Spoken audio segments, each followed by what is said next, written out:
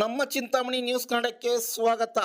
ಚಿಂತಾಮಣಿ ನಗರದ ಝಾನ್ಸಿ ಕ್ರೀಡಾಂಗಣದಲ್ಲಿ ಸ್ವಾತಂತ್ರ್ಯೋತ್ಸವದ ದಿನಾಚರಣೆ ಅಂಗವಾಗಿ ಆಯೋಜಿಸಲಾಗಿದ್ದ ಹಿರಿಯ ನಾಗರಿಕರ ಕ್ರೀಡಾಕೂಟ ಉದ್ದೇಶಿಸಿ ಮಾತನಾಡಿದ ಸಚಿವ ಡಾಕ್ಟರ್ ಎಂಸಿ ಸುಧಾಕರ್ ಅವರು ಮಾಜಿ ಶಾಸಕರನ್ನು ಮಹಾನುಭಾವ ಎಂದು ವರ್ಣಿಸಿದರು. ಎಂಟಿ ಅಕೌಂಟ್ ಅಲ್ಲಿ ಸುಮಾರು ಇವತ್ತು 3.5-4 ಕೋಟಿ ರೂಪಾಯಿ ದುಡ್ಡಿದೆ. ಆದರೆ ಹೆಚ್ಚು ದುಡ್ಡು ಇರಬೇಕಾಗಿತ್ತು. 10 ವರ್ಷಗಳಲ್ಲಿ ದಾಖಲೆಗಳೆಲ್ಲ ಮಾಯ ಆಗಿಬಿಟ್ಟಿತ್ತು.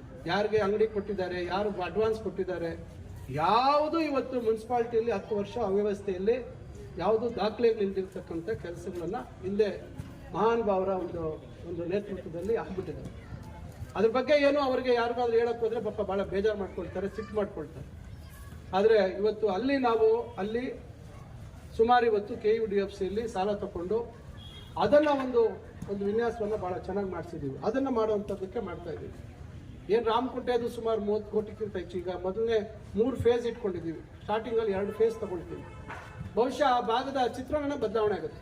ಏನು ನಾನೀಗ ನನ್ನ ಹತ್ರ ಇದೆ ಅಲ್ಲ ಫೋನ್, ನಾನು ಮುಂದೆ ತೋರಿಸ್ತೀನಿ, ಅದು ಮಂಜೂರಾದ್ಮೇಲೆ ತಮಗೆ ತೋರಿಸ್ತೀನಿ. ಇವತ್ತು ಈ ರಸ್ತೆಗೆ ನಮ್ಮ ಕನಪಲ್ಲಿ ಕೆರೆಯಿಂದ ಇಲ್ಲಿವರೆಗೂ 9 ಕೋಟಿ ರೂಪಾಯಿ ಚಿಲ್ಲರೆ ಮಂಜೂರು ಮಾಡಿಸಿದ್ದೀವಿ. ಏನು ಜಂಕ್ಷನ್ಸ್ ಎಲ್ಲ ಮತ್ತು ಲೈಟ್ಗಳೆಲ್ಲ ಬದಲಾಯಿಸಿ ರೋಡ್ ಹಾಕಕ್ಕಲ್ಲ, ಫುಟ್ಪಾತು ಮತ್ತು ಇತರ ಎಲ್ಲ ವ್ಯವಸ್ಥೆಗಳನ್ನು ಬದಲಾಯಿಸಿ ಮಾಡುವಂಥದ್ದು. ಅದು ಕೂಡ ಎಸ್ಟಿಮೇಟ್ ಸ್ಕ್ರೂಟಿನಿ ಆಗ್ತಾ ಇದೆ. ಈ ರೀತಿ ಬೇರೆ ಬೇರೆ ಕಾರ್ಯಕ್ರಮಗಳನ್ನು ನಾವು ಹಮ್ಮಿಕೊಂಡಿದ್ವಿ. ಆಸ್ಪತ್ರೆಗೆ ನಾವು ಅದರದೇ ಆದಂಥ ಬದಲಾವಣೆ ತರಬೇಕು ಅಂತೇಳಿ ಒಂದು ಯೋಜನೆ ತಯಾರು ಮಾಡಿದ್ವಿ. ಆದರೆ ಅನುದಾನ ಸುಮಾರು 50 ಕೋಟಿ ಬೇಕು. ಅದನ್ನು ಯಾವ ರೀತಿ ಹೊಂದಿಸ್ಬೇಕು, ಇವತ್ತು ಒಂದು ಖಾಸಗಿ ಆಸ್ಪತ್ರೆಗೆ ಯಾವುದೇ ರೀತಿ ಕಮ್ಮಿ ಇರೋ ರೀತಿಯಲ್ಲಿ ಅದನ್ನು ಮಾಡಬೇಕು ಅಂತ ಹೇಳಿ ನಾವು ಅದನ್ನ ವಿನ್ಯಾಸ ಮಾಡಿಸಿ ನನ್ನ ಹತ್ರ ನಂದೇ ಆದಂಥ ರೀತಿಯಲ್ಲಿ ಅನುದಾನ ಬೇರೆ ಬೇರೆ ಏನು ಕಂಪನಿಗಳ ಮುಖಾಂತರ ತರುವಂಥದ್ದಕ್ಕೆ ಒಂದು ಪ್ರಯತ್ನ ಮಾಡ್ತಾ ಇದ್ದೀನಿ. ಸರ್ಕಾರದಲ್ಲೇ ಎಲ್ಲ ಮಾಡ್ಲಿಕ್ಕೆ ಆಗೋದಿಲ್ಲ ಅಂತಕ್ಕಂಥ ಕಾರಣದಿಂದ ಏನು ಹಳೆ ತಾಲೂಕು ಆಫೀಸು DYSP ಆಫೀಸ್ ಇತ್ತು, ಆ ಜಾಗ ಇವತ್ತು 1 ಎಕರೆ 20 ಗುಂಟೆ ನಾವು ಹೆಲ್ತ್ ಅಂಡ್ ಫ್ಯಾಮಿಲಿ ವೆಲ್ಫೇರ್ ಡಿಪಾರ್ಟ್ಮೆಂಟ್ಗೆ ಕೊಟ್ಟಿದ್ದೀವಿ. ಬೇರೆ ಇನ್ನೊಂದು ಆಸ್ಪತ್ರೆಯನ್ನ 50 ಬೆಡ್ಗಳ ಆಸ್ಪತ್ರೆಯನ್ನ ತರುವಂತ ಒಂದು ಪ್ರಯತ್ನ ಆಗ್ತಾ ಇದೆ. ನಾನು ಈ ಸದ್ಯಕ್ಕೆ ಅದ್ರ ಬಗ್ಗೆ ಹೆಚ್ಚು ವಿವರಗಳನ್ನು ನಾನು ಕೊಡ್ಲಿಕ್ಕೆ ಸಾಧ್ಯ ಇಲ್ಲ. ಮುಂದಿನ ದಿನಗಳಲ್ಲಿ ಅದು ವಿವರಗಳನ್ನು ಕೊಡ್ತೇನೆ. ಕಾರಣಗಳು ಬೇರೆ ಇದ್ದಾವೆ. ಅದು ಒಂದು ಕೂಡ ಇವತ್ತು ಚಿಂತಾಮಣಿಗೆ ತರುವಂಥದ್ದು ಆಗಿದೆ. ಅಂಬೇಡ್ಕರ್ ಭವನದ ವಿಚಾರದಲ್ಲಿ ನಾವು ಒಂದು ಬದಲಾಗಬೇಕು. ಇವತ್ತು ಚಿಂತಾಮಣಿಯಲ್ಲಿ ಒಂದು ಒಳ್ಳೆ ಸುಸಜ್ಜಿತವಾದಂಥ ಒಂದು ಸಭಾಂಗಣ ಇರಬೇಕು ಅಂತ ಹೇಳಿ ಏನು ನಾವು ಹಿಂದೆ ನಾನೇ ಅಲ್ಲಿ ಜಾಗ ಸೂಚಿಸಿದ್ದು. ಸಂಘಟನೆಗಳು ಕೇಳಿದಾಗ ಈ ಜಾಗ ಕೊಡ್ತೀನಿ ಅಂತ ಹೇಳಿದ್ರೆ ಮುನ್ಸಿಪಾಲಿಟಿ ರೆಸಲ್ಯೂಷನ್ ಮಾಡಿಸಿದ್ದು ನಾನು.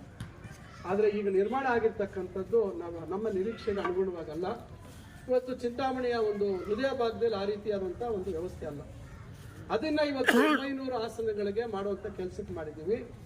ನಾನು ಹೆಚ್ಚುವರಿಯಾಗಿ 9 ಕೋಟಿ ಮಂಜೂರು ಮಾಡಿಸಿದ್ದೀನಿ. ಮೊನ್ನೆ ನಾವು ಎಸ್ಟಿಮೇಟ್ ಮತ್ತೆ ಮಾಡಿದಾಗ ಇನ್ನೂ 2.5 ಕೋಟಿ ರೂಪಾಯಿ ಬೇಕಾಗುತ್ತೆ ಅನ್ನೋ ಪರಿಸ್ಥಿತಿ ನಿರ್ಮಾಣ ಆಗಿದೆ. ಯಾಕಂದ್ರೆ interiors, air condition, sound system ಇವೆಲ್ಲವನ್ನ ಸೇರಿ.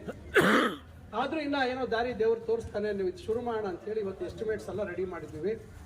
ಮಂಜೂರಾಗಿದೆ. ಈಗ ಸದ್ಯದಲ್ಲೇ ಬಹುಶಃ ಇನ್ನೊಂದು 1 ತಿಂಗಳಲ್ಲಿ ಅದು ಕಾಮಗಾರಿ, ಯಾಕಂದ್ರೆ ಮಾಡಿರ್ತಕ್ಕಂಥದ್ದು ಸ್ವಲ್ಪ ತೆಗಿಬೇಕಾಗುತ್ತೆ.